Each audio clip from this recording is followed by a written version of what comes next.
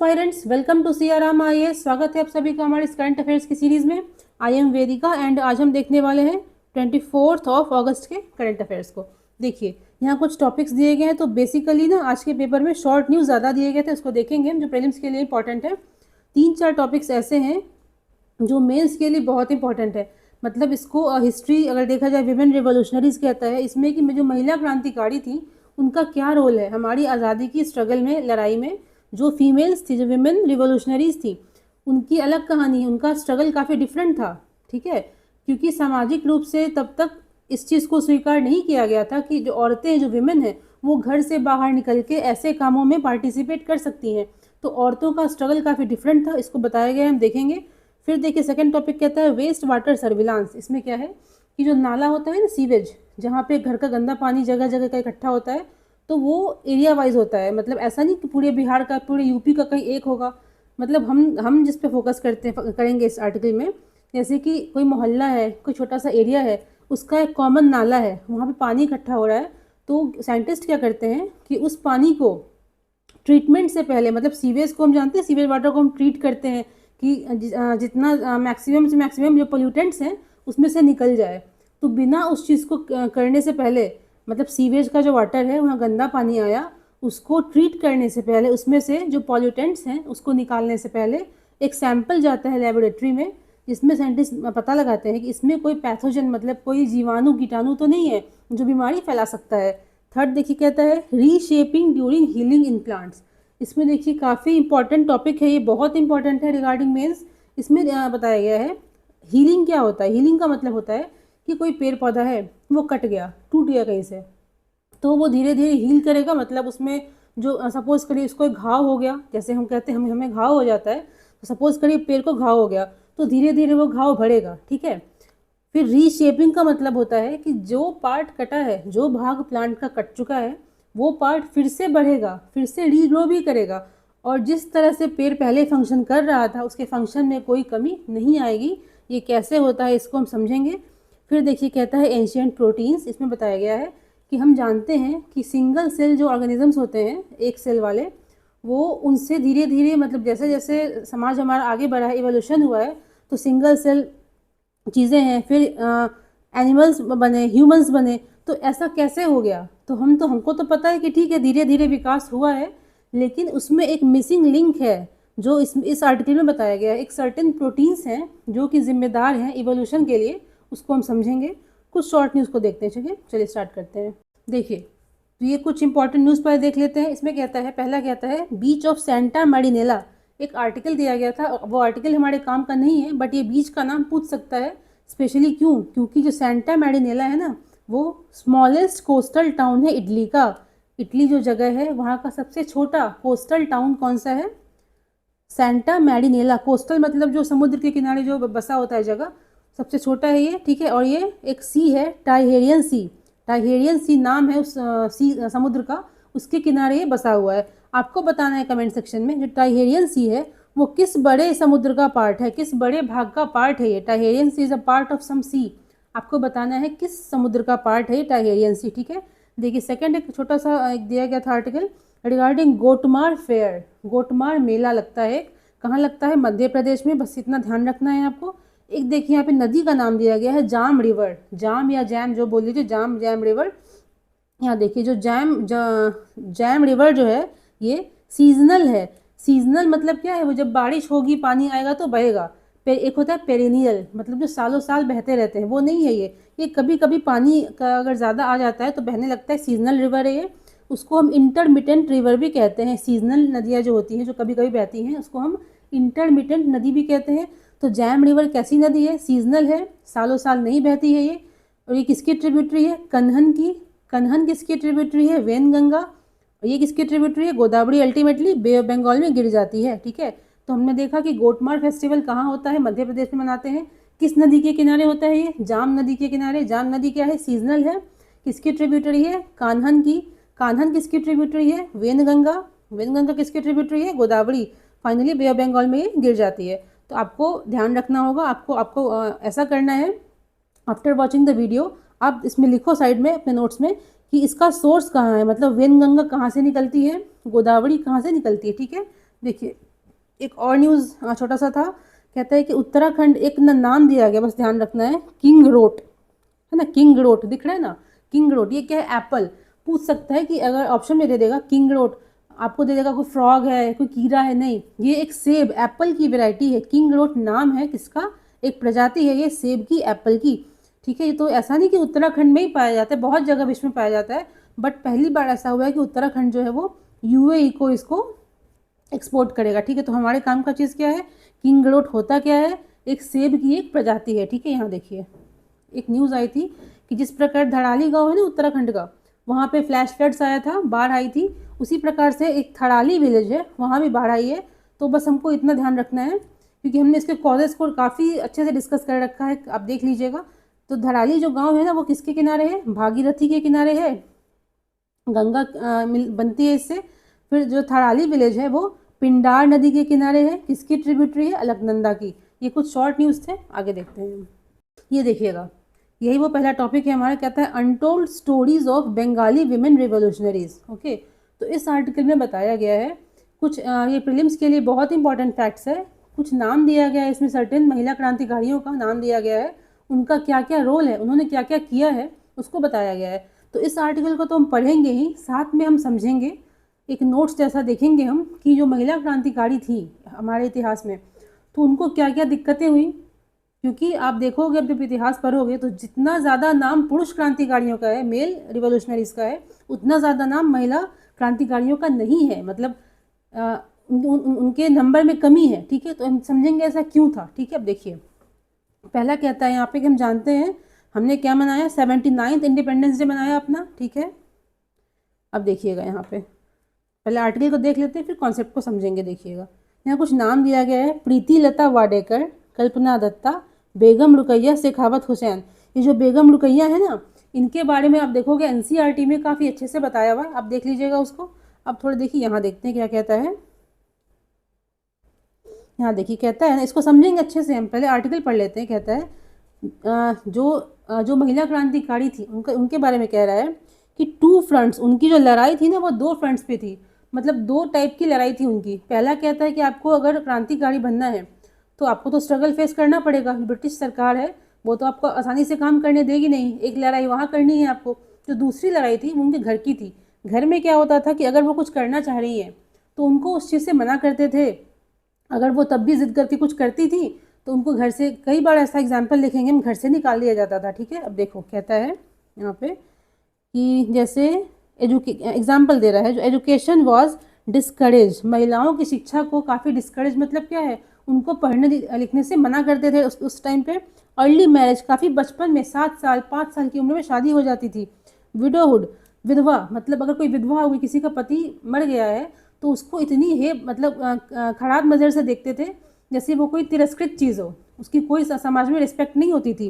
फिर कहता है पर्दा सिस्टम, जो अपर कास्ट बंगाली वुमेन जो होती थी, जो ऊंची जाति की बंगाली वुमेन होती थी, उनको, उनका क्या काम था, पर्दा सिस्टम, मतलब वो पुरुषों के सामने, मेल के सामने नहीं आ सकती हैं, उनको घर में डोमेस्टिक स्फीयर, मतलब घर के ही खाना बनाना, बच्चों की देखभाल करना, बस यही सब उनको करने का अधिकार था।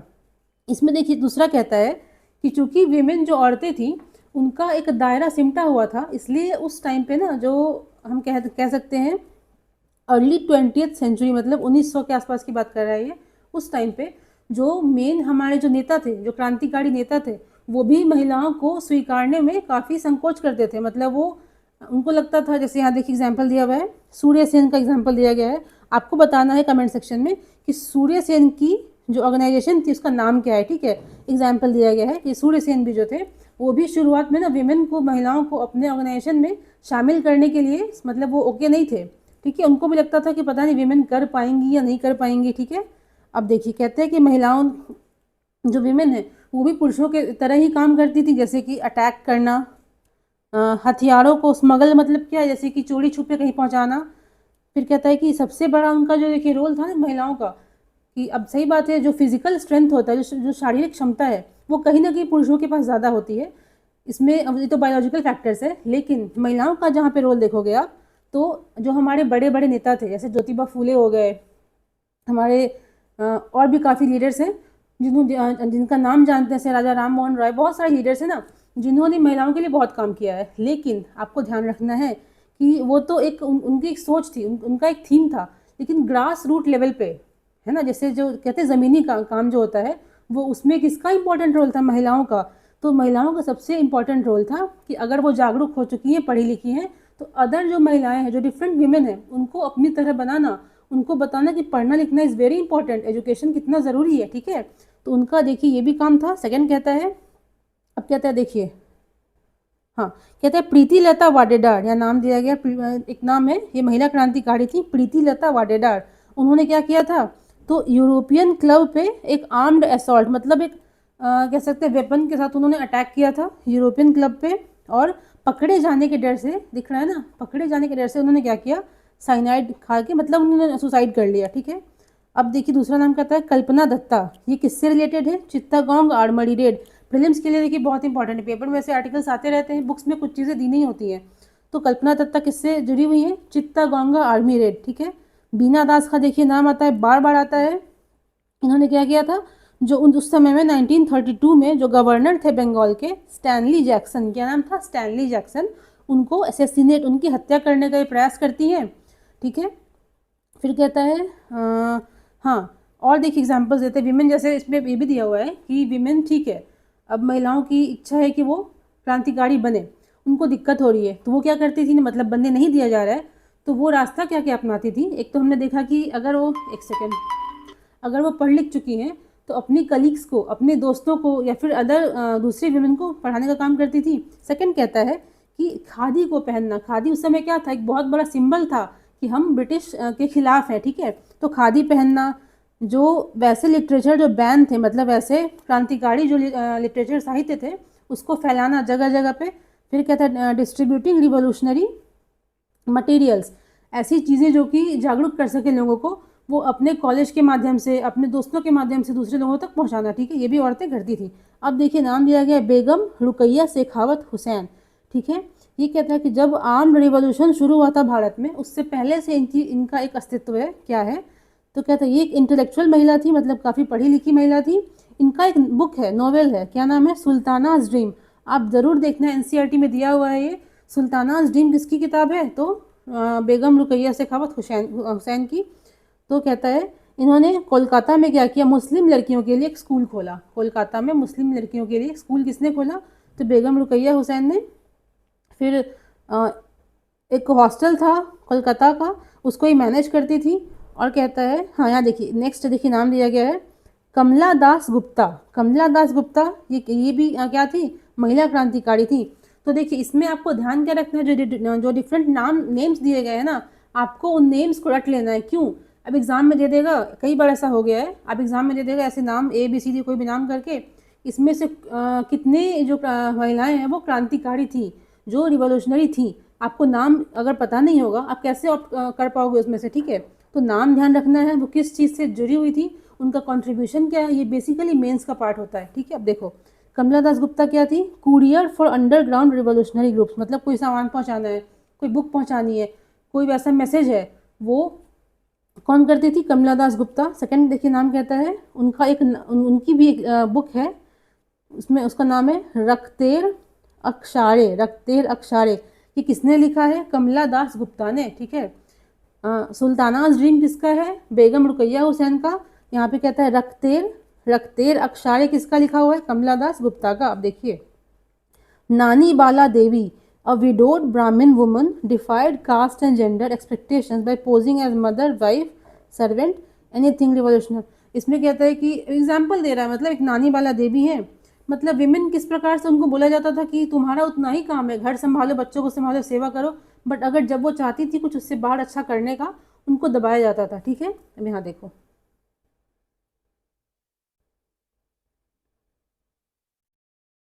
एक देखिए नाम आता है लावण्या प्रभा घोष। ये रूरल बंगाल की अब बात कर रहे हैं, गांव वाले क्षेत्र की। तो लावण्या प्रभा घोष नाम है महिला क्रांतिकारी का। उनकी एक पब्लिकेशन थी मुक्ति। तो मुक्ति किसने लिखा है? लावण्या प्रभा घोष ने। मुक्ति किसने लिखा है? लावण्या प्रभा घोष ने। सुल्तानाज ड्रीम किसका है? बेगम रुकैया हुसैन का। और राक्तेर अक्षारे किसका है? कमला दास गुप्ता का, ठीक है। अब देखिए एक नाम है मातंगिनी हाजरा। मातंगिनी हाजरा जिनको गांधी बूढ़ी भी कहते हैं, गांधी बूढ़ी भी कहते हैं। ये भी एक क्या थी, महिला क्रांतिकारी थी, क्या नाम है, मातंगी हाजरा, इनको गांधी बूढ़ी भी कहते हैं। ये एक इलिटरेट विधवा थी। लेड अ प्रोसेशन ड्यूरिंग, ये बहुत देखिए इंपॉर्टेंट हो जाता है, जब क्विट इंडिया मूवमेंट हुआ था 42 में, तो इन्होंने भी लेड मतलब ये लीडर के रूप में उभरी थी उस टाइम पे। प्रोसेशन क्या है, जैसे कोई रैली जा रही है, कोई जुलूस जा रहा है, तो उसकी नेता के रूप में ये उभरी थी। वहाँ पे उन्होंने लीड किया था किस चीज़ को, तो क्विट इंडिया मूवमेंट जब हुआ था, भारत छोड़ो आंदोलन, उसको बंगाल के किसी एक पार्ट में उन्होंने लीड किया था। ये इलिटरेट थी, विधवा भी थी, और इनको गोली मार के इनकी हत्या कर दी गई थी। ठीक है, देखिए, तो ये तो आर्टिकल में क्या था उसको देखा हमने। अब समझते हैं हम कॉन्सेप्ट्स को। देखिए, तो अब देखते हैं हम कुछ कॉन्सेप्ट्स को, क्योंकि विमेन एक इम्पॉर्टेंट टॉपिक हो जाता है, सोसाइटी के लिए हो, हिस्ट्री के लिए हो, किसी भी चीज़ के लिए। तो आपको अगर यहाँ पे कुछ आर्टिकल दे रखा है रिगार्डिंग मॉडर्न हिस्ट्री, तो इसमें इस बात को समझना ज़रूरी हो जाता है कि अगर एग्ज़ाम में क्वेश्चन आता है तो हमारे पास एक ऑलरेडी प्रिपेयर्ड एक तैयार नोट्स होना चाहिए, जिसको वहाँ पे हम लिख सकें। देखिए क्या हमने इसमें सोचा कि ये चीज़ें इंपॉर्टेंट है। कहता है, पहला इसका हेडिंग क्या हमने रखा है, problems faced by Indian women as revolutionaries. महिलाओं का क्रांतिकारी बनना कोई आसान रास्ता नहीं था कि मेरा मन किया तो चलो क्रांतिकारी बन जाते हैं, नहीं, काफ़ी कठिन रास्ता था। कैसे, कहता है सोशल एंड कल्चरल चैलेंजेस, सामाजिक चैलेंजेस क्या क्या थे। कहता है, हम जानते हैं अभी भी कुछ हद तक है, लेकिन उस टाइम सोचिए कितना ज़्यादा ये चीज़ बढ़ा रहा होगा। पेट्रियार्कल सोसाइटी, इसका मतलब क्या है, पुरुष सत्तात्मक सोसाइटी जो होती है, जहाँ पे पुरुषों का वर्चस्व होता है, जो विमेन होती हैं, अगर वो चाहती भी कुछ करना है उनको नहीं करने देते हैं। तो restricted women to domestic affairs, कहता है क्योंकि पुरुष प्रधान समाज था उस टाइम पे, तो विमेन जो थी उनको बोला जाता था घर में काम करो, बस इतना ही करना है। फिर फैमिली ऑफन अपोज्ड, कहता है कि अगर विमेन इन्वॉल्व, मतलब उनका मन था कि ठीक है घर में तो हम काम कर ले रहे हैं, बट उनकी इच्छा थी कि फ्री टाइम पे अगर वो ये भी करना चाहती थी तो उसके लिए कम्प्लीटली मनाही थी। अगर वो करने की कोशिश भी करती थी तो उनको घर से निकाल दिया जाता था। कल्चरल बैरियर्स क्या क्या है, देखिए, पर्दा सिस्टम है, इसमें क्या है, आप बाहर निकल नहीं सकते हो, एक अच्छा खासा आपका फेस ढका होना चाहिए। जो पर पुरुष हैं, दूसरे मेल हैं, आप उनको अपना चेहरा नहीं दिखा सकते, मतलब बहुत तरीके की चीज़ें थी। कहता है अर्ली मैरिज, बचपन में अगर शादी कर दी जा रही है तो क्या दिमाग होगा, आदमी डेवलप कैसे वो महिला कर पाएगी। बचपन में ही शादी हो गई, जिम्मेदारी आ गई, तो डेवलपमेंट तो उसका हो नहीं पाएगा। फिर विडोहुड, अगर आप विधवा, अगर कोई महिला विधवा हो जाती थी तो उसको सामाजिक रूप से एक बहिष्कार किया जाता था उसका, उसको देखो मत, उसको छुओ मत, इस तरह से। तो उसको लगता था कि एक ना उसका आइसोलेशन हो गया, मतलब वो काफ़ी अलग हो गई है। ठीक है, फिर कहता है, और ये तो देखिए बहुत कॉमन था, मतलब डिनाई एजुकेशन। कहता है कि सच वुमेन जो थी वेयर ऑफन डिनाइड एजुकेशन, अगर वो पढ़ना चाहती थी उनको एजुकेशन के लिए मना किया जाता था, बेसिक चीज़ें भी सिखाई नहीं जाती थी। देखिए, अब कहता है ऑपरेशनल चैलेंजेस, तब भी कहते हैं सपोज करिए विमेन जो थी किसी भी तरह इन सारे बैरियर्स को क्रॉस करते हुए अगर क्रांतिकारी बन भी गई, तब भी दिक्कत क्या थी, यहाँ देखिएगा, लिमिटेड रोल। एक सेकेंड, लिमिटेड रोल इसका मतलब क्या है कि जो विमेन थी उस टाइम की, आप देखोगे, आप नोटिस करोगे, रेयरली कोई ही ऐसा एग्जाम्पल है जहाँ पे विमेन जो है वो सोल लीडर, मतलब एक कह सकते हो एक नेता के रूप में उभरी हो।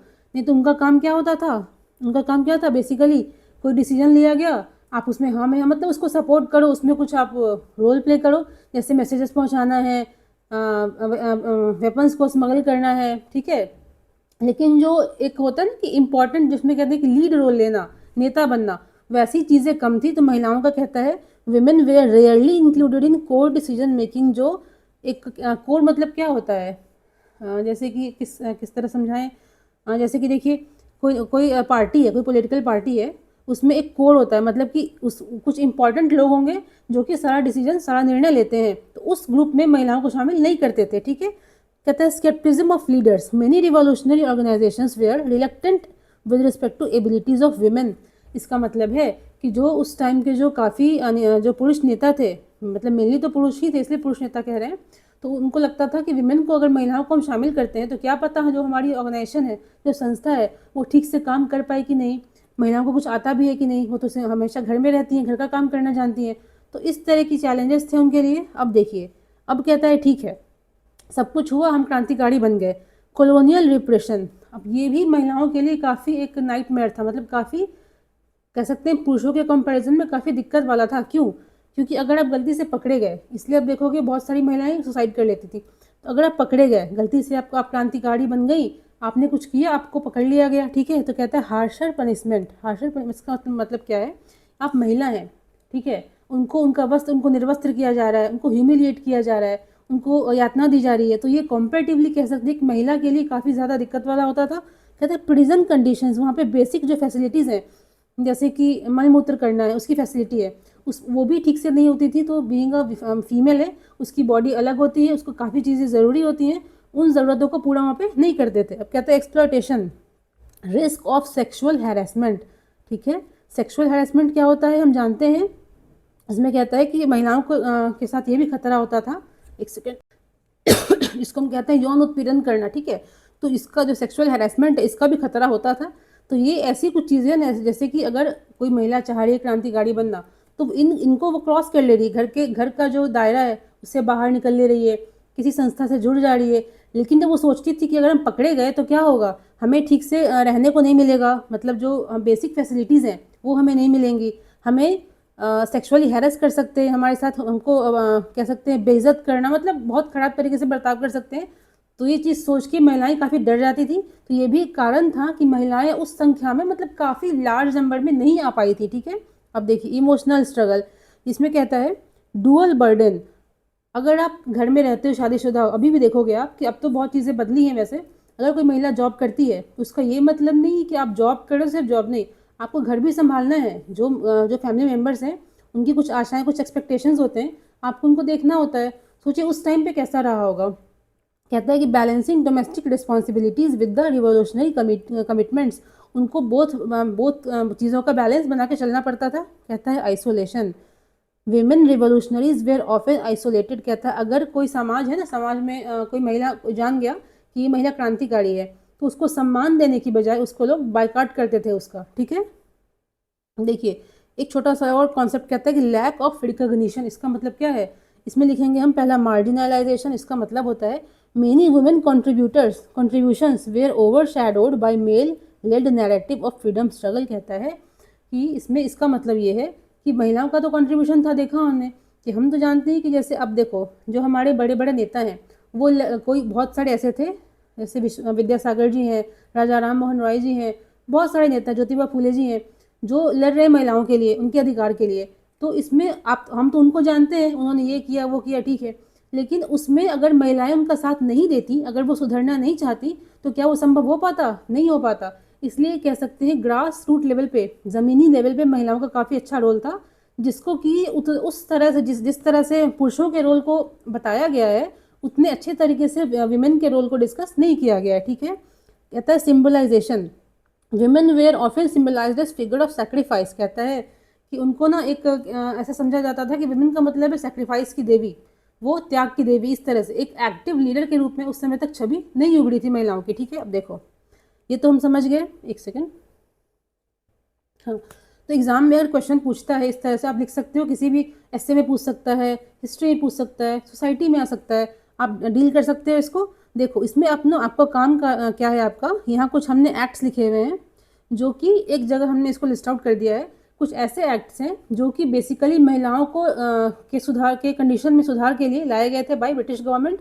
तो बहुत सारे हमारे नेता थे, उनके वर्क के कारण, उनके स्ट्रगल के कारण ये कुछ एक्ट्स पास किए गए। पहला कहता है सती एक्ट है, दूसरा है हिंदू विडो मैरिज एक्ट, जैसे फीमेल इन्फेंटिसाइड एक्ट है, age of consent act regarding शादी, शारदा एक्ट है एजुकेशन के रिगार्डिंग, हंटर कमीशन है, वुड्स डिस्पैच है, Hindu women right to property act, ठीक है।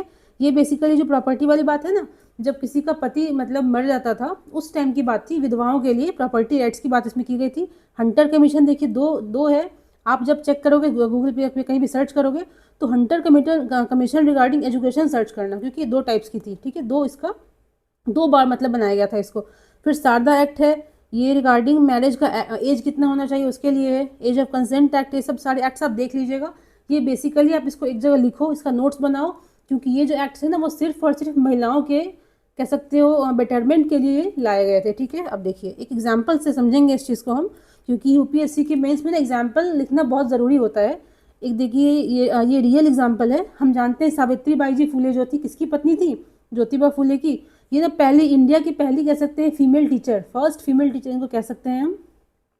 तो जब ये पढ़ाने बाहर जाती थी ना, मतलब अपने घर से बाहर जा रही है स्कूल में पढ़ाने के लिए, तो सोचिए क्या स्थिति थी उस टाइम पे। बेचारी महिला है, एक टीचर है, शिक्षिका है, पढ़ाने जा रही है, कुछ गलत तो कर नहीं रही है। तो जब वो रास्ते में चलती थी ना, तो एक साड़ी पहन के जाती थी और अपने पर्स में, अपने बैग में एक और साड़ी वो लेके जाती थी। क्यों? क्योंकि रास्ते से चलते हुए उनके ऊपर काफ़ी, वो कह सकते गोबर, मिट्टी, काफ़ी मल मूत्र वो फेंका जाता था उनको बेइज्जत करने के लिए। लेकिन वो जाती थी चुपचाप, डेली उनका ये काम था, जाना है, स्कूल जाके कपड़ा चेंज करना है, फिर बच्चों को पढ़ाना है। तो ये देखिए हालत थी उस टाइम की। आप इस एग्जाम्पल को लिख सकते हो, ठीक है। अब देखते हैं नेक्स्ट टॉपिक की तरफ हम। देखिए नेक्स्ट टॉपिक क्या है हमारा, कहता है what are the uses of waste water surveillance. इसको हमने इंट्रो में समझा था कि वेस्ट वाटर क्या होता है। वेस्ट मतलब गंदा खराब पानी, ठीक है। सर्विलांस का मतलब क्या होता है, एक निरीक्षण करना, उस पर नज़र रखना। देखिए एक न्यूज़ कंटेक्स्ट क्या है, ICMR ने कहा है कि it will initiate waste water surveillance for 10 viruses. तो ये कोई नई चीज़ नहीं है। जब पोलियो काफ़ी ज़्यादा था भारत में, उस टाइम पे भी इसको यूज़ करते थे हम, उसको देखने के लिए कि वायरस है कि नहीं। तो समझेंगे इसका मैकेनिज्म क्या है, यहाँ देखते हैं पहले, रुकिए। देखिए दिख रहा है ना, देखिए कहता है, इसका टाइटल क्या है, वेस्ट वाटर सर्विलांस, ठीक है। होता क्या है ये, इसको हम एक और नाम से जानते हैं, वेस्ट वाटर वेस्ट एपिडीमियोलॉजी। क्या कहते हैं, वेस्ट वाटर वेस्ट एपिडीमियोलॉजी, इसका दूसरा नाम है।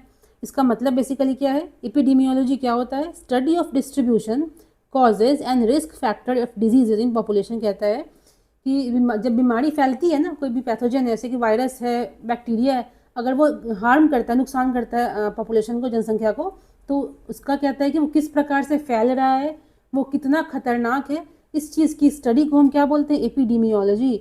तो वेस्ट वाटर सर्विलांस जो है, जो गंदे पानी को यूज़ करके उसको उस पर उसका निरीक्षण करना, उसके लिए सेकेंड टर्म क्या है, वेस्ट वाटर बेस्ड एपिडीमियोलॉजी, ठीक है। अब देखिए होता क्या है, ये एक प्रोसेस है, ये एक प्रोसेस है, एक तरीका है, जहाँ पे sewage water before treatment. Treatment क्या होता है, इसका मतलब है कि सीवेज जो नाला है ना, वहाँ से बड़े नाले में जा रहा है, अदर वाटर बॉडीज़ में जा रहा है, तो वहाँ तक पहुँचने से पहले कोशिश ये रहती है, जो सॉलिड कचरा से प्लास्टिक है, बॉटल, उसको निकालेंगे, कुछ केमिकल ट्रीटमेंट करेंगे, जिससे कि जो जो प्रदूषण वाले जो जो एलिमेंट्स हैं, जो पॉल्यूटेंट्स हैं, उनको उसमें से हम निकाल सके, ठीक है।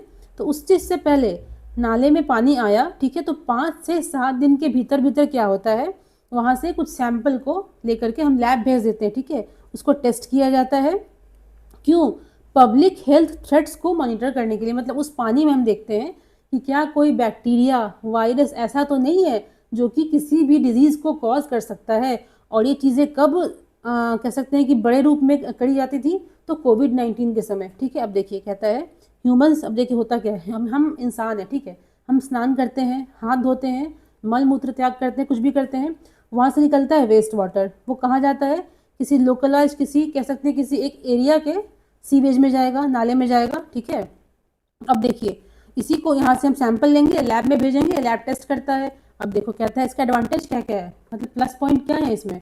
तो अर्ली वार्निंग होता क्या है कि जैसे कि हम अभी कोई वायरस हमारे बॉडी में आया, ठीक है, तो आते ही वो ऐसा कुछ नहीं कर देगा कि सिम्टम्स शो होने लगे, मतलब लक्षण जो होते हैं बीमारी के वो तुरंत तुरंत शो नहीं होते, तुरंत नहीं दिखते हैं। तो इसमें अर्ली वार्निंग का मतलब क्या है कि ह्यूमन हमारे शरीर में सिम्टम्स के, लक्षण के दिखने से पहले ही हम क्या कर सकते हैं, पता लगा सकते हैं कि वहाँ पे कोई बीमारी होने की संभावना है कि नहीं। कॉस्ट इफेक्टिव कहता है कि आप नाले का पानी ले लो, इसमें क्या है, कुछ नहीं है, आप इसको उठा के सैंपल दे, और अगर आप घर घर जाके करोगे कोई चीज़ को, तो कितना कॉस्टली होगा वो।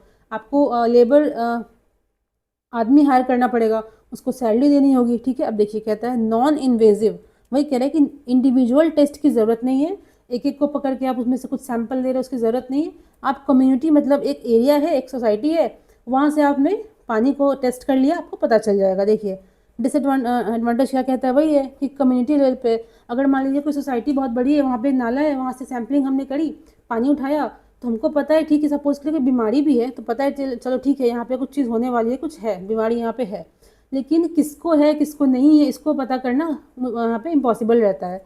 फिर कहता है गुड सीवेज इंफ्रास्ट्रक्चर, बेसिकली जहाँ पे, मतलब इसका मतलब ये है, जो सीवेज का मतलब, सॉरी, जो इंफ्रास्ट्रक्चर है ये अच्छा होना चाहिए। अब वो खुला हुआ है, वहाँ पे जो एनिमल्स है वो आके अपना एक्सक्रीटर रिलीज़ कर रहे हैं, मतलब मल मूत्र त्याग कर रहे हैं, या फिर पानी हो गई, बारिश हो गई, जिससे कि वो डाइल्यूट हो गया, सैंपल हमारे ख़राब हो गए, ये सब चीज़ों की दिक्कत होती है, ठीक है। तो बेसिकली इसमें हमने देखा कि गंदे पानी, जो वेस्ट वाटर है, उसको यूज़ करके हम कैसे पता लगा सकते हैं कि उस एरिया में, उस सोसाइटी में कोई बीमारी फैलने की संभावना है कि नहीं। क्यों? क्योंकि ये 5 से 7 दिन के भीतर भीतर इसको चेक करते हैं हम, और ह्यूमन बॉडी में, हमारे शरीर में लक्षण के, सिम्टम्स के दिखने से पहले ही पता लगा सकते हैं कि वहाँ पे कोई डिजीज़ का आउटब्रेक होने वाला है कि नहीं। ठीक है, आगे बढ़ते हैं। देखिए नेक्स्ट टॉपिक क्या कहता है, reshaping during healing in plants. ठीक है, इसको समझेंगे काफ़ी अच्छे से, बहुत इंपॉर्टेंट टॉपिक है, बुक्स में नहीं मिलेगा, ये प्रीलिम्स के लिए भी ज़रूरी है, मेंस के लिए भी। देखिए 2 शब्द यहाँ पे दिए गए, रीशेपिंग एंड हीलिंग। ठीक है, तो हीलिंग क्या होता है, अगर हमें कहीं चोट लग जाती है, कुछ घाव हो गया, वो धीरे धीरे भरता है समय के साथ, उसको कहते हैं हील करना। ठीक है, रीशेपिंग मतलब होता है जिस स्वरूप में, जिस शेप में कोई चीज़ है, अगर वो खराब हो गई है, उसको फिर से उस शेप में ले आना। ठीक है, 2 चीज़ें हैं, अब यहाँ देखेंगे हम। देखिए इसमें कुछ फैक्ट्स हम देख लेते हैं, फिर देखेंगे कॉन्सेप्ट्स को। केराटीन तो कहता है जो हमारे नेल्स होते हैं ना, नाखून, जो नाखून हमारे होते हैं, किससे बने होते हैं, केराटीन से। केराटीन क्या है, एक प्रकार का प्रोटीन होता है। अब देखिए, हम यहाँ आ जाएंगे सीधे हम। देखिए ये जो टर्म दिया गया है, फ्रेज दिया गया है, reshaping during healing in plants, इसका मतलब क्या है, इसको इससे हम क्या समझें। ठीक है, देखिए कहता है कि व्हेन अ प्लांट ऑर्गन, जैसे प्लांट का कोई भाग, रूट है, कोई टहनी है, कोई डाली है, जड़ कुछ भी है, अगर वो, इसमें एग्जाम्पल हमने ले रखा है रूट टिप का, जड़ का छोटा सा जो आगे का पार्ट होता है उसका। ठीक है, तो कहता है प्लांट का कोई पार्ट, अगर पेड़ का कोई हिस्सा टूट जाता है, कट जाता है, उसको बोलते हैं हम इंजर्ड होना। ठीक है, इंजर्ड हो गया वो, then it has the ability not just to close the wound but also restore its original shape and function. देखिए इसमें कह रहा है कि अगर कोई पेड़ पौधा है, उसका कोई हिस्सा टूट गया, कट गया, ठीक है, उसको कहते हैं वो इंजर्ड हो गया, उसको इंजरी हो गई, तो पेड़ के पास क्षमता क्या होती है कि वो हील भी कर जाता है और रीशेप भी कर जाता है। हील का मतलब क्या है, जो उसका घाव जहाँ पे, यहाँ से टूटा है वो चीज़, वो घाव भी भर जाएगा। सेकंड क्या होगा, वहाँ पे फिर से एक नया पार्ट रीग्रो करेगा, जो कि सेम पहले जैसे के शेप का होगा और सेम फंक्शन, सेम तरीके से फंक्शन भी करेगा। मतलब प्लांट्स के पास क्षमता होती है कि वो हील भी कर सकते हैं, घाव को भर भी सकते हैं, रीशेप भी कर सकते हैं। कोई जो हमारा जो पार्ट कट गया, टूट गया है, उसको वो फिर से वो रीग्रो कर सकते हैं, और ओवरऑल प्लांट के फंक्शनिंग में किसी प्रकार की दिक्कत नहीं आती है। अब देखिए होता कैसे है, यहाँ देखेंगे। इन्वॉल्व्स, इसमें क्या क्या आ जाएगा हमारा, एक कुछ टर्म्स इसमें हेडिंग देखिएगा, आपको लिखना पड़े ऐसे लिख सकते हो। फर्स्ट है सेलुलर रीप्रोग्रामिंग, इसका मतलब क्या होता है। अब देखिए कोई पार्ट कट गया, ठीक है, टूट गया, मतलब वहाँ से हट गया वो, तो इंजरी बोलेंगे उसको हम। नियर बाई सेल्स, जो जहाँ पे, जिस जगह पे इंजरी हुई है प्लांट्स को, यहाँ प्लांट्स की बात हम कर रहे हैं, वहाँ के उसके जो अगल बगल के सेल है ना, वो एक्टिवेट हो जाएंगे, उनको पता चलेगा कि यहाँ कुछ गड़बड़ है, वो एक्टिवेट, वो उनमें कुछ फंक्शंस शुरू हो जाएंगे। They start dividing to replace the lost cell. ठीक है, जहाँ पे इंजरी हुई है वहाँ से कुछ चीज़ें हट गई हैं, सेल्स तो वहाँ से हट गए, उसके अगल बगल के जो सेल्स हैं वो तेज़ी से क्या करेंगे, अपने आप को डिवाइड करते करते उस जगह को वो भर देंगे। इसको हम बोलते हैं घाव को भरना या हील करना। ठीक है, अब देखिए जियोमेट्रिक एडजस्टमेंट, इसका मतलब क्या है, नॉर्मल, जो प्लांट्स के सेल की जो नॉर्मल शेप होती है, क्यूबॉइडल शेप, बॉक्सल शेप जो होते हैं, वो नॉर्मल शेप है। ठीक है, cells become slanted, triangular, rhomboid, so that they can fill the gap easily. इसका मतलब देखिए समझते हैं पहले, यहाँ आइए आप देखिए, ये जो रीशेपिंग है ना, इसका मतलब वही है ज्योमेट्रिकल एडजस्टमेंट। इसका मतलब क्या है, जो हमने देखा ऊपर में लाइन कहता है, यहाँ कहता है if a root tip is cut in conical shape then new cell will take desired shape to fulfil the gap. देखो यहाँ पे आते हैं, फिर से यहाँ पे आ जाते हैं हम, ज्योमेट्रिकल एडजस्टमेंट। इसका मतलब है, देखिए पेड़ टूटता है, कोई टहनी टूटी, कोई पार्ट कट गया, ज़रूरी नहीं कि वो एकदम सिमेट्रिकल टाइप में कटे, वो टेढ़ा भी कट सकता है, तिरछा कट सकता है, ट्रायंगुलर कट सकता है, किसी भी शेप में वो कट सकता है। तो इसमें कहता है कि प्लांट्स के पास देखिए क्षमता क्या होती है कि जब हमने देखा कि जो अगल बगल के जो सेल्स होते हैं वो डिवाइड करना स्टार्ट करते हैं, उस जगह को भर देते हैं।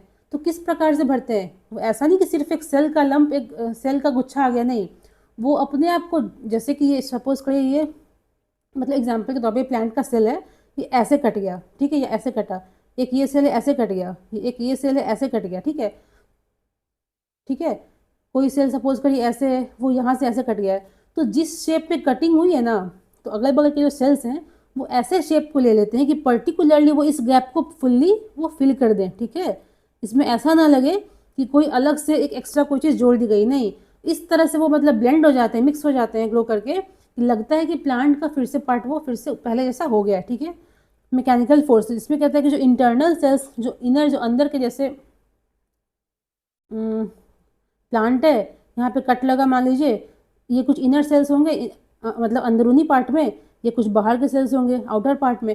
तो जो अंदर के जो सेल्स होते हैं उसको कहता है push more than outer ones, मतलब काफ़ी वो जोर लगाते हैं, जिससे कि कहता है कि जो नए सेल्स हैं ना, वो जैसे इनर सेल्स जो हैं उनको पता है किस प्रकार का शेप में हमको आना है, किस प्रकार से हमें रहना है, तो वो फोर्स करते हैं बाहर के सेल्स को भी कि वो प्रॉपर तरीके से वहाँ पे सेट हो जाएं, ताकि ऐसा ना लगे कि एक एक्स्ट्रा कोई चीज़ उसमें ऐड कर दी गई है। ठीक है, कहता है हार्मोनल रोल, ये देखिए इंपॉर्टेंट हो जाता है, आपने पढ़ा होगा बायोलॉजी में ऑक्सिन के बारे में, इसको एक बार देख लेना अच्छे से। तो बेसिकली जब प्लांट को कोई वुंड होता है, कोई इंजुरी होती है, कोई क्षति होती है, जहाँ पे वो रीग्रोथ करता है, फिर से अपने पार्ट को वो बढ़ाते रहता है, उसमें किसका रोल होता है? ऑक्सिन हार्मोन का। तो ओवरऑल हमने देखा कि जो प्लांट है उसका कोई पार्ट कट गया, टूट गया, तो जिस शेप में वो कटता है, सर्कुलर शेप में कटा हो, ट्रायंगुलर शेप में कटा हो, तो जो अगल बगल के सेल्स होते हैं ना, वो डिवाइड करना स्टार्ट करते हैं और अपने आप को, जैसे कि अगर यहाँ पे देखा, हमने देखा था कि छोटा सा देखिए ट्रायंगुलर शेप में कट हो गया है, तो सेल जो किसी भी शेप में हो, सेल जो प्लांट के बेसिकली बॉक्स के शेप में रहते हैं, तो अपने आप को इतना खींच लेते हैं ना कि वो इस शेप में आ जाए, या फिर इस शेप में, किसी भी शेप में, जिस शेप में सेल में कटिंग होती है उस शेप में आके वहाँ वो फिल कर देते हैं। ठीक है, अब देखिए यहाँ देखते हैं। तो बेसिकली हमने क्या देखा, क्या क्या इसमें देखिए इन्वॉल्व है। सेल डिवीजन होगा, शेप ऑफ सेल्स बदलेगा, प्रेशर आएगा, और हाँ उसमें कुछ हार्मोन्स का भी रोल होगा। तो क्या क्या है, सेल डिवाइड करेगा, शेप ऑफ सेल्स चेंज होगा, कुछ प्रेशर अंदर से बाहर की तरफ लगेगा, और फाइनली हार्मोन्स के एक्शन से क्या होगा, प्लांट्स हमारा फिर से पहले की तरह हो जाएगा। अब देखिए इसमें, इस आर्टिकल में बताया गया है, कंपैरिजन किया गया था कि जो छिपकली होती है, हम जानते हैं उसका पूंछ कट जाता है, अगर आप उसको पकड़ने जाओगे या मारने जाओगे तो आप देखोगे पूंछ कट के वो भाग जाती है। तो कहता है when tails of lizards break off, जब उसका पूंछ टूट जाता है, कट जाता है, they can grow a new tail. हमने देखा है, बहुत कॉमन सी बात है, उसमें भी नया टेल आ जाता है, नई पूंछ उसकी आ जाती है, बट जो नई टेल होती है, न्यू टेल जो होती है, is not the same as old one. कहता है कि जब छिपकली में टेल का रीग्रोथ होता है, उसका ओरिजिनल टेल कट गया, फिर से वो पूंछ को ग्रो करती होती है, तो पूंछ तो उसकी आ जाएगी, लेकिन आप देखोगे ना, आपने देखा होगा कि उसका कलर थोड़ा अलग होता है, मतलब सेम नहीं लगेगा, एक कलर डिफरेंस होता है, और पहले की तरह फंक्शन भी नहीं कर पाती है वो। ठीक है, इसलिए कहता है यहाँ पे देखिएगा, इसको स्टार मार्क करिएगा, कि छिपकली के लिए कह रहा है कि वो हील तो कट जाता है, उसका घाव भर जाता है, लेकिन रीशेपिंग नहीं हो पाती है, क्योंकि उसको आपको ना अलग से लगेगा देखने में कि वो थोड़ा एक नया पार्ट है, आपको दिख जाएगा इसका पूंछ कभी कट चुका है और फिर से रीग्रो करा है। तो छिपकली की केस में क्या होता है, वो सिर्फ हील करता है, रीशेपिंग नहीं होती है। ठीक है, अब देखिए यहाँ पे कहता है ह्यूमन नेल टिप्स, हम नाखून काटते हैं डेली, मतलब नॉट डेली, वीकली काटते हैं, कैसे भी काटते हैं, नेल कटर से नाखून काटा हमने, नाखून फिर से ग्रो कर जाता है, तो वो रीग्रोथ है, वो जस्ट रीग्रोथ है, not same as plant style reshaping. Plant में हमने देखा क्या क्या हो रहा है, वैसा कुछ नहीं होता है, वो सिंपली नाखून हमारा बढ़ जाता है। अब कहता है फिंगर इन्फेंट्स, जो छोटे शिशु बच्चे होते हैं, इन्फेंट्स होते हैं छोटे बच्चे, उनके लिए कह रहा है कि अगर ना उनका फिंगर टिप, ये पार्ट जो होता है वो मतलब पूरा हट जाए, जड़ से नाखून हट जाए, तब भी कहता है कि ये मतलब कमाल की बात है कि छोटे बच्चे जब तक आप इन्फेंट हो ना, अगर ईश्वर न करे कुछ हो जाता है वैसा, तो क्या होगा कि फिर से वो चीज़ें, जैसे प्लांट में देखा हमने कि रीग्रो भी, हील भी कर रहा है, घाव को भर भी रहा है, और रीशेपिंग भी हो रही है, मतलब सेल्स भी अपने आप को उस शेप में बना करके वहाँ पे आ जा रहे हैं। तो कहता है न्यू टिश्यू रीजनरेट। तो अगर इन्फेंट की बात, छोटे बच्चों की बात है, उसमें भी अगर कट गया है उसका नाखून, पूरी तरह से हट भी गया जड़ से, तब भी क्या करेगा, टिश्यू फिर से ग्रो करेगा, और finger tip reshape close to normal. कहता है इसमें कि अगर इन्फेंट्स की बात करी जाए, तो जिस प्रकार से प्लांट में हीलिंग प्लस रीशेपिंग होती है, उसी प्रकार से छोटे बच्चों में भी हीलिंग प्लस रीशेपिंग हो सकती है। एडल्ट्स में ये चीज़ें नहीं होंगी। ठीक है, लेकिन प्लांट्स में जिस बारीकी से वो काम होता है, उस प्रकार से ह्यूमंस में वो काम नहीं होता है। ठीक है, आगे देखते हैं। देखिए ये आर्टिकल क्या कहता है, एक टीम है IISc की, इसने खोजा है एंशियंट प्रोटीन्स को that hint a life sleep in complexity, मतलब सिंगल सेल चीज़ों से कैसे ह्यूमन का फॉर्म ले लिया, कैसे इंसान, कैसे जानवर बन गया, उसके उस चेन को समझने में एक बहुत बड़ा लिंक मिसिंग था, एक चीज़ गैप था, उसको साइंटिस्ट ने खोजा है। आपको करना क्या है, घर पे अपने वीडियो देखने के बाद बेसिक सा डिफरेंस है कि यूकैरियोटिक सेल्स में और प्रोकैरियोटिक्स में डिफरेंस क्या होता है, आपको पता होना चाहिए, आप इसको लिखो एक जगह पे। ठीक है, अब देखिए यहाँ आते हैं हम। देखिए तो साइंटिस्ट ने क्या स्टडी किया है, एक एस्गार्ड आर्काइया नाम है इसका, यहाँ देखिए दिया हुआ है, यहाँ देखिएगा, ये देखिए नाम है Odin archaea, member of Asgard group, मतलब बेसिकली बैक्टीरिया की बात हो रही है यहाँ पे, बैक्टीरिया है ये, नाम ध्यान रखना है आपको, एस्गार्ड आर्काइया का बैक्टीरिया ये सब है, ग्रुप है बैक्टीरिया का। तो कहता है कि ये हमको पता था, अभी तक क्या पता था हमें कि ये क्लोज रिलेटिव्स होते हैं फर्स्ट कॉम्प्लेक्स सेल्स के। जब धीरे कॉम्प्लेक्स सेल मतलब क्या, एक सेल का पहले ऑर्गेनिज्म होता था, धीरे धीरे मल्टी सेलुलर चीज़ें बनने लगी। जब शुरुआत हुई इस चीज़ की तो कहता है कि ये जो एस्गार्ड आर्काइया है ना, वो उन स्टार्टिंग के जो भी मतलब चीज़ें अब तक एक्सटिंक्ट हो गई होंगी, कुछ चीज़ें हैं कुछ नहीं रही होंगी, तो जब धीरे धीरे एक सेल से ज़्यादा मल्टी सेलुलर चीज़ें बनना स्टार्ट हुई, उस टाइम पे कुछ धीरे धीरे बने होंगे ऑर्गेनिजम्स। उनका क्लोज रिलेटिव कौन है? एस्गार्ड आर्काइया, जो अभी हम जिसको देखते हैं। तो साइंटिस्ट को मिला क्या, उन्होंने इस जीव को स्टडी किया, उसमें उन्होंने पाया ओडिन, एक देखिए दो प्रोटीन्स हैं, ओडिन FTSZ1, ओडिन FTSZ2। तो प्रीलिम्स के लिए ध्यान रखना है कि ओडिन FTSZ क्या होता है, ये प्रोटीन होता है। क्या है ये? प्रोटीन, बस इतना ध्यान रखना है। और बेसिकली कहता है कि वैसे प्रोटीन्स थे जो कि फिलामेंट्स बना सकते थे। कहाँ मिला है हमें ये? एस्गार्ड आर्काइया में मिला है। क्या चीज़ मिला है? Odin FTSZ1, Odin FTSZ2 protein मिला है, जो कि क्या कर सकते हैं ऐसे proteins, they can form filaments, filaments को बना सकते हैं। फिलामेंट्स क्या होते हैं? थिन लॉन्ग थ्रेड लाइक, काफ़ी पतले धागे जैसे स्ट्रक्चर्स होते हैं जो कि प्रोटीन से बने होते हैं। किससे बने होते हैं फिलामेंट्स? प्रोटीन से बने होते हैं। फिलामेंट से क्या बनता है? साइटोस्केलेटन। फिलामेंट से क्या बनता है? साइटोस्केलेटन। तो फिलामेंट बेसिकली क्या है? प्रोटीन के पतले धागे। आप समझ लीजिए, प्रोटीन जो स्ट्रक्चर होता है ना, एक धागा नुमा, थ्रेड नुमा स्ट्रक्चर होता है, थिन, काफ़ी पतला, उसको बोलेंगे हम फिलामेंट्स। फिलामेंट से मिलके बने होते हैं साइटोस्केलेटन। ये आप समझिए होल नेटवर्क ऑफ फिलामेंट्स, जो डिफरेंट फिलामेंट्स का पूरा एक जाल है, काफ़ी नेटवर्क है, उसको हम बोलेंगे साइटोस्केलेटन। ठीक है, अब यहाँ आते हैं इम्पॉर्टेंस। कहता है कि सिंपल, अगर सिंगल सेल कोई जीव है, इसके पास एक ही सेल, उसकी बात करी जाए तो फिलामेंट्स आर बेसिक, वो बेसिकली सेल को डिवाइड करने में ही काम आते हैं। अगर हम बात करते हैं कॉम्प्लेक्स, जैसे कि एनिमल्स की बात करें, ह्यूमंस की बात करें, उसमें इसमें साइटोस्केलेटन क्या करता है कि डिवीजन में भी हेल्प करता है, सेल के मूवमेंट में हेल्प करता है, जैसे कि WBC हो गया, और सेल्स को शेप, उनको एक आकार देने में मदद करता है। ठीक है, यहाँ देखिए अब कहता है तो इसमें खासियत क्या है, क्या हमने नया जाना है? तो दीज एंशियंट प्रोटीन्स जो मिले हैं, ओडिन FTSZ1, ओडिन FTSZ2 जो प्रोटीन्स मिले हैं, look alike and in the between stage. मतलब क्या है कि या तो चीज़ें कॉम्प्लेक्स होंगी, नहीं तो सिंपल एक सेल का होगा। लेकिन ये जो प्रोटीन्स मिले हैं ना हमें, ये ना सिंपल है ना कॉम्प्लेक्स है, काफ़ी बीच के स्टेज के हैं। क्या है? तो कहता है कि मोर जो सिंगल सेल बैक्टीरिया की बात हम करेंगे उससे एडवांस है। लेकिन हम लोग जैसे ह्यूमन बॉडी की बात की जाए, हमारे शरीर की बात की जाए, तो हमारे जैसे कॉम्प्लेक्स भी नहीं है प्रोटीन्स, तो वो बीच का रोल प्ले करते हैं। कहता है कि showing a missing link between simple microbes. इसमें देखिए हमको ध्यान क्या रखना है कि ओडिन FTSZ1 क्या है? प्रोटीन है। Z2 क्या है? प्रोटीन है। फिलामेंट्स क्या होते हैं? साइटोस्केलेटन क्या होता है? आपको घर जाके मतलब आफ्टर वॉचिंग द वीडियो क्या करना है, difference between eukaryotes and prokaryotes क्या होता है। ठीक है, आगे देखते हैं। देखिए अगेन कुछ शॉर्ट न्यूज़ को देखेंगे हम। पहला कहता है जिसमें कि fuel cell can use hydrogen from ammonia. फिर कहता है सावलवार्ड ग्लेशियर्स के बारे में दिया गया है। तो बेसिकली इसमें कुछ टर्म्स दिए गए हैं, देखेंगे। पहला कहता है प्लाज्मा रिएक्टर क्या होता है? तो प्लाज्मा हम जानते हैं कि गैस को हम प्लाज्मा के रूप में बना सकते हैं, मतलब बन तो सॉलिड भी सकता है, बट सॉलिड को क्या करेंगे, पहले गैस में चेंज करेंगे।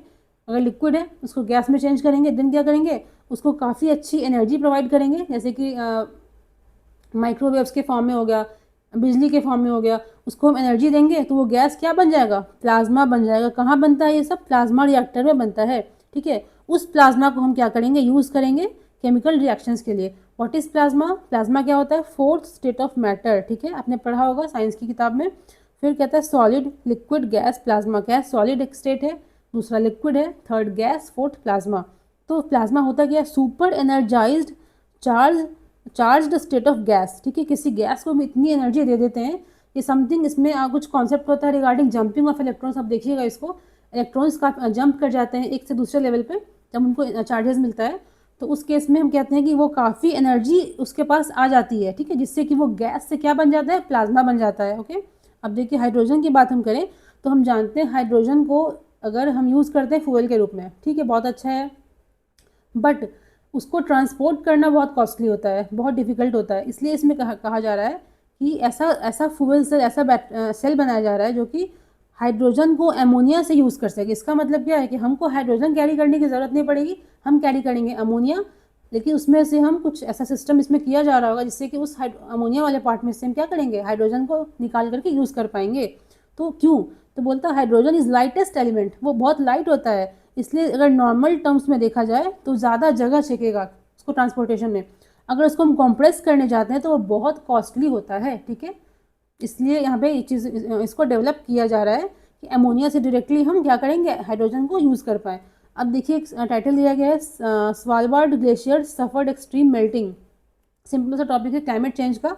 इसमें देखेंगे बेसिकली स्वालबार्ड या कैसे इसको, सालबार्ड आइलैंड्स कहाँ है, ये नॉर्वे के नॉर्थ में है, नॉर्वे एंड नॉर्थ पोल के बीच में है, आपको ध्यान रखना है इतना ही, ठीक है।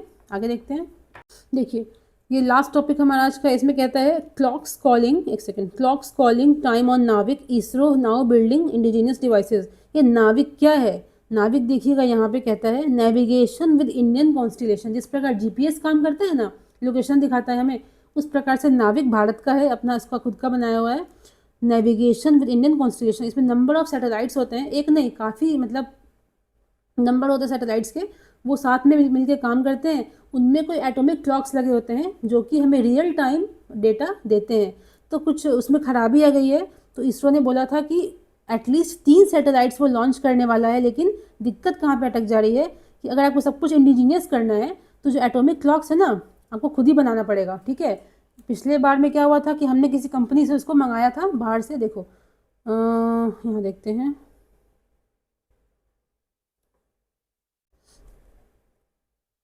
देखिए तो बेसिकली एटॉमिक क्लॉक्स होते क्या हैं, तो most precise type of clocks होते हैं एवर बिल्ट। अभी तक जितनी भी प्रकार की जो घड़ी बनी है ना, सबसे प्रिसाइज, सबसे जो एक्यूरेट टाइम दिखाता हो, एटॉमिक क्लॉक्स होते हैं। उसमें पेंडुलम का यूज़ नहीं करते हम, क्वार्ट्ज का यूज़ नहीं करते हैं, तो क्या करते हैं हम, ऑसिलेशन ऑफ एटम्स को यूज़ करते हैं। जब इसमें इसका मतलब आप देखोगे, फिजिक्स में पढ़ोगे अच्छे से, केमिस्ट्री में, कि जब कोई सिंपल सा फंडा है, जब कोई चार्ज मिलता है एट एटम्स वगैरह को, तो उसमें कुछ इलेक्ट्रॉन्स की जंपिंग होती है, जिससे कि एक certain kind of vibration create होता है, जिसको मेजर करके एटॉमिक क्लॉक्स बनाए जाते हैं। और ऐसे जो सैटेलाइट्स हैं ना, जैसे कि यहाँ देखो एग्जांपल दे रहा है यहाँ पे, जैसे कि रशिया का कौन सा है, ग्लोनास, चाइना का बीडू, अमेरिका का जीपीएस है, क्या ये किसका, गैलीलियो यूरोप का है, ठीक है। ये सब क्या है, जीपीएस, जिस प्रकार यूएस का लोकेशन दिखाता है, उसमें हर सैटेलाइट में क्या होता है, कुछ एटॉमिक क्लॉक्स लगे होते हैं, जिससे कि रियल टाइम बेसिस पे हम डेटा को प्रोवाइड कर सकें, ठीक है। चलो तो आज के लिए इतना ही था, आगे मिलते हैं हम, धन्यवाद।